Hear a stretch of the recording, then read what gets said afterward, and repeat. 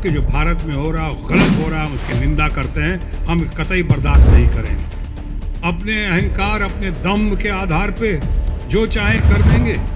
Bill कोई भी पास कराने जनशक्ति उनके पास है नहीं। अब तो सिर्फ धन शक्ति है कि हिंदुस्तान में डेमोक्रेसी को बहुत खतरा है। हम लोग तो लोकतंत्र पे ही जीते हैं, लोकतंत्र ही हमारा आधार है।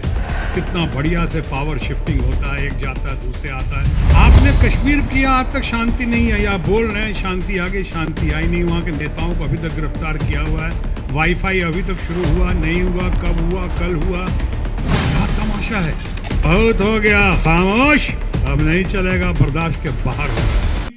और जितने लोग मंचासीन हैं उन सबको प्रणाम करते हुए सबसे ज़्यादा आज के इस कार्यक्रम में मैं अपने परिवार के, समाजवादी परिवार के युवा शक्ति को, अपने आदरणीय बुजुर्गों को और अपने घर की महिलाओं को, इतनी अच्छी अच्छी महिलाएं बैठी हमारे घर की, बहुत जान है आप में, बहुत जान है। कैसे आपने यहाँ पे लखनऊ में, शाहीन बाग में, देश के कोने कोने में आपने पुरुषों को भी मात दिया है। यानी अभी जो पॉपुलेशन है ना, उससे हिस्से अगर निकले तो उनके पास दूसरा कार्ड तैयार है, ताश का पत्ता तैयार है, वो फेंकने के लिए ध्यान भटकाना, असली मुद्दों से ध्यान भटकाना। तो आखिर कब तक? कुछ लोग हमारे मित्र कह रहे थे कि माइनॉरिटीज हमारी कितनी अच्छी है, कि माइनॉरिटी कब तक चुप रहेगी। आपने कश्मीर किया, आज तक शांति नहीं है। या बोल रहे हैं शांति आ गई, शांति आई नहीं। वहाँ के नेताओं को अभी तक गिरफ्तार किया हुआ है। वाईफाई अभी तक शुरू हुआ नहीं हुआ, कब हुआ, कल हुआ, क्या तमाशा है। पूरे चाइना में तो कोरोना वायरस पे कुछ डिस्ट्रिक्ट सील किए हुए हैं। आपने तो पॉलिटिकली पूरा कश्मीर को और ख़ासकर श्रीनगर को, वैली को तो आपने सील कर दिया। बिल्कुल ऐसा कर दिया, दुनिया में आवाज़ उठ रही है। आप यूरोपियन यूनियन के लोगों को बुलाते हैं यहाँ पे, उनको दामाद की तरह लाकर दिखाते हैं यहाँ पे, और आप उन्हीं लोगों को ले जाते हैं जो आपके गीत गा सकें, और सेलेक्टेड जगह पे दिखा रहे हैं उनको। पूरा कश्मीर घूमने नहीं दे रहे हैं, श्रीनगर। उसके बाद भी बात फैल जाती है। जब पता चलता है कोई टूरिस्ट नहीं जा रहा है, पता चलता है जो टूरिस्ट जा रहे हैं उनको बाहर निकलने नहीं दिया जा रहा है। यशवंत सिन्हा जी ऐसा इतना बड़ा व्यक्तित्व, ये अपनी टीम के साथ जाते हैं, सिविल सोसाइटी के साथ, तो पहले तो इनको एक बार एयरपोर्ट से निकलने नहीं दिया जाता है। नागरिकता कानून के मामले में 750 से ज़्यादा एमपीज हैं यूरोपियन यूनियन के, उसमें से 651 ने कहा है, हालांकि भारत का आंतरिक मामला है, मैं उसका बहुत समर्थन नहीं करता हूँ, मैं भी नहीं करता हूँ कि भारत का आंतरिक मामला, लेकिन वो दर्द छलक गया और 651 लोगों ने कहा है 750 से ज़्यादा में कि जो भारत में हो रहा गलत हो रहा है, उसकी निंदा करते हैं। हम कतई बर्दाश्त नहीं करेंगे। बात दुनिया भर में फैल गई है। अभी आपने देखा होगा परसों बिलियनर सोरस डावोस के इकोनॉमिक फोरम में कहा उसने कि हिंदुस्तान में डेमोक्रेसी को बहुत खतरा है, हिंदुस्तान में बहुत ज्यादती हो रही है, धर्म के आधार पे बांटा जा रहा है, लोग एक दूसरे को शक की दृष्टि से देख रहे हैं, लोग खुश नहीं हैं। और डेमोक्रेसी की बात की तो एक दो बातें और बता दूं आपको। और अभी डेमोक्रेसी का मामला, डेमोक्रेसी के मामले में इंडेक्स में आया है दुनिया का पैमाना, जो हम शान से कहते थे कि दुनिया के सबसे पुरानी या दुनिया के सबसे बड़ी डेमोक्रेसी हमारे पास है। हम लोग तो लोकतंत्र पे ही जीते हैं, लोकतंत्र ही हमारा आधार है। कितना बढ़िया से पावर शिफ्टिंग होता है, एक जाता है दूसरे आता है। उसमें लोकतंत्र वाले में ईवीएम मशीन का जिक्र नहीं है। ईवीएम मशीन, अब तो इलेक्शन भी ईवीएम मशीन के सहारे हो रहे हैं, बहुत लोग देख ही रहे हैं।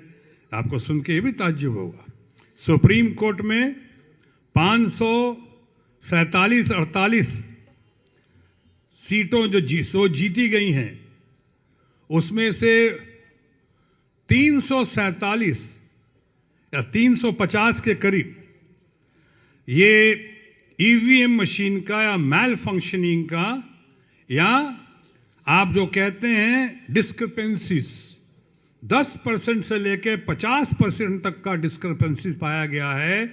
सुप्रीम कोर्ट ने एक्सेप्ट करके सुप्रीम कोर्ट ने उस पे इलेक्शन कमीशन को नोटिस भेजा है कि आप इसका जवाब दें, इसी महीने आना चाहिए उसको। अब क्या होगा सुप्रीम कोर्ट के बाद की बात है, बताए जा रहा हूँ आप लोगों को कि कैसे कैसे हम कहाँ से कहाँ जा रहे हैं।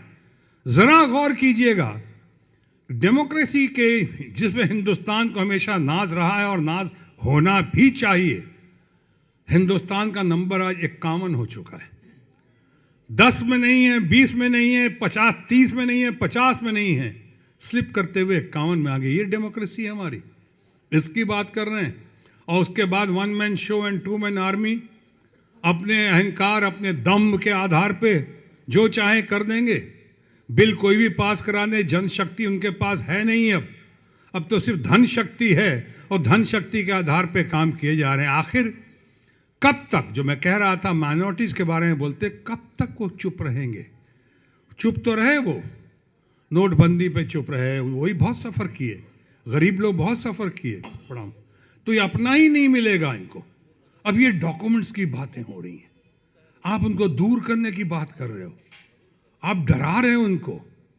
इस तरह से जो छात्रों के ऊपर अत्याचार हो रहा है, छात्राओं पे जो हो रहा है, अलीगढ़ मुस्लिम यूनिवर्सिटी में जिस तरह से घुस गए, लड़कियों के मार मार के लाइब्रेरी में, जेएनयू में जो हुआ, ये क्या तमाशा। आखिर कभी तो कुछ होगा, और वही कभी तो कुछ होगा घड़ी में हम आए हैं कि आज उनके इस सारे रूप देखकर एनआरसी हो, सीए हो, एनपीआर और पॉपुलेशन रजिस्टर हो, इन सारों को देख के एक के बाद एक जो कहे जा रहे हैं और किए जा रहे हैं, उसमें हमें वही बशीर का वो शेर याद आता है कि दिन एक सितम रात करो हो, वो दोस्त हो दुश्मन को भी तुम मात करो हो, दामन पे कोई छींट ना खंजर पे कोई दाग, तुम कत्ल करो हो कि करामात करो हो। बहुत हो गया, खामोश, अब नहीं चलेगा, बर्दाश्त के बाहर हो रहा है। इसीलिए कहा कि हम लोगों को अभी गांधी जी की चरण में और गांधी जी की शरण में अपने आप को अर्पित करते हुए हम लोग अभी यही प्रार्थना, ही दुआ है, जैसे आपने सुना होगा ये कि हम अब कामयाबी के नज़दीक हैं। गांधी जी की बात पे आखिर में 1-2 बात कह के अपनी बात समाप्त करता हूँ। ये आपको लगता होगा कुछ लोगों को कि आंदोलन गहरा तो गया है, पर क्या होगा, मानेगी नहीं मानेगी, करेगी सरकार नहीं करेगी, कैसे नहीं करेगी, करना ही पड़ेगा। ये राष्ट्रहित का सवाल है, ये जनहित का सवाल है, हमारे घर की महिलाओं का सवाल है, हमारे देश के युवाओं के भविष्य का सवाल है। करना ही होगा, ऐसे बर्दाश्त नहीं करेंगे हम लोग, और इसलिए भी शांतिपूर्ण तरीके से हम चल रहे हैं। इसलिए यही कहना चाहूँगा अभी कि हम सब की तरफ से कि चिराग देखकर मेरे मचल रही है हवा, कई दिनों से बहुत तेज चल रही है हवा। चिराग देखकर मेरे मचल रही है हवा, कई दिनों से बहुत तेज चल रही है हवा। बना रहे थे जो किस्से अपनी तबाही के, बना रहे थे जो किस्से मेरी तबाही के, उन्हें खबर ही नहीं कि रुख बदल रही है हवा।